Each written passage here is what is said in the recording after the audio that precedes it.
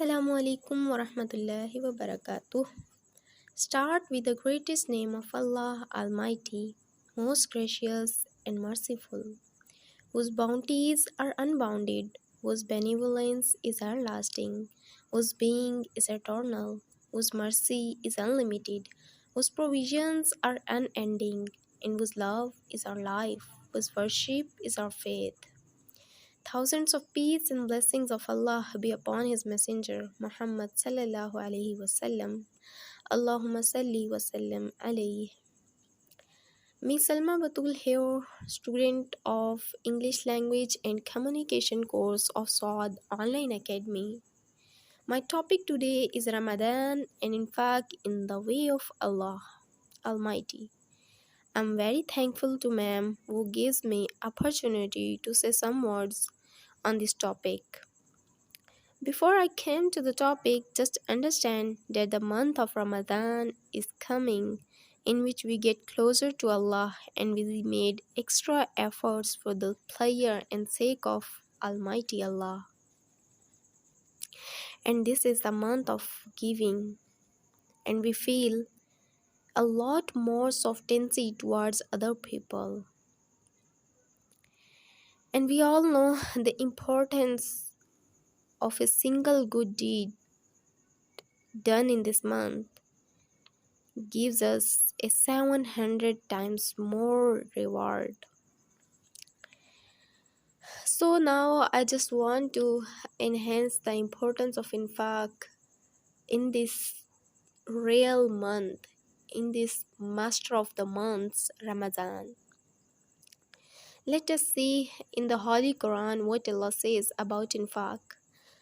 Allah Almighty says, آمنوا بالله ورسوله وأنفقوا مما جعلكم مستخلفين فيه فالذين آمنوا منكم وأنفقوا لهم أجر كبير. Believe in Allah and His Messenger and donate from what He has entrusted you with. So those of you who believe and donate will have a mighty reward. Subhanallah. Now here just imagine what's the mighty reward that Allah Almighty given to you if you fulfill the conditions that this verse narrated. Come to the next verse and listen to the words what Allah says to His believers. In Surah Tawbah, Allah Almighty says, إن الله اشترى من المؤمنين أنفسهم وأموالهم بأن لهم الجنة. Allah bought from the believers their souls and wealth in exchange for paradise. You know, when someone sells something to other, then after selling, he or she has no right to use this sold thing according to his or her own will. And when a believer sold his soul and wealth to Almighty Allah, then believer must use these things according to the principles given by Almighty Allah. And what are these principles? Let us see in the light of Hadith. The Prophet of Allah subhanahu wa ta'ala said, the Lord's commitment to every one of His slaves is Anfiq alayk. Spend on others and I will spend on you. The basic principle Almighty Allah sets for His believers is infaq. And what is infaq?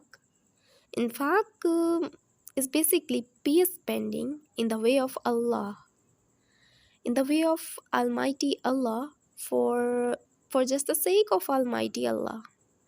It is a way to purify one's heart and mind, and it is an unselfish act of worship of Allah Almighty.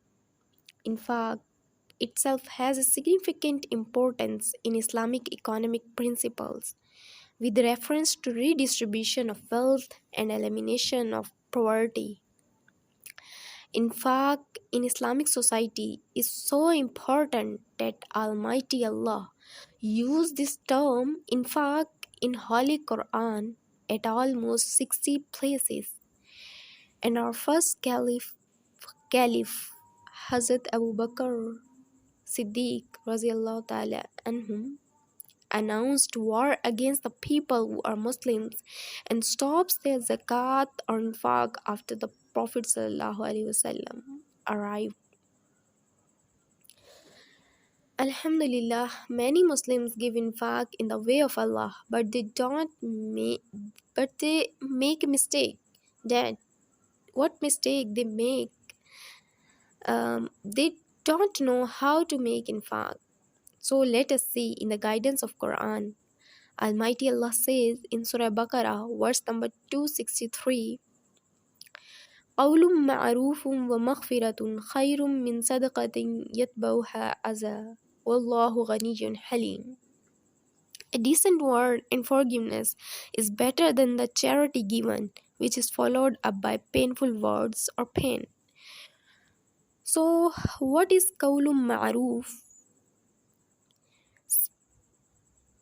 Qawlun ma'roof means speaking the people in ma'roof.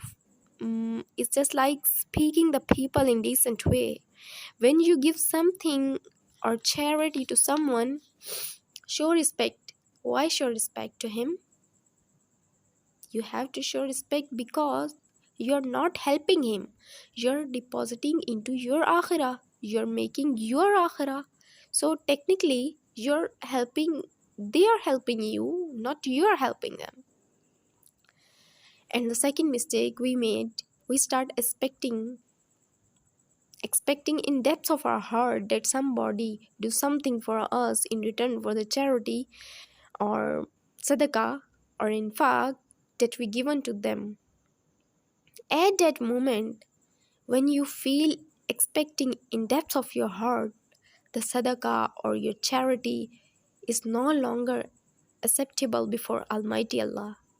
That gives you worldly benefit in dunya and has no worldly benefit for you in akhirah.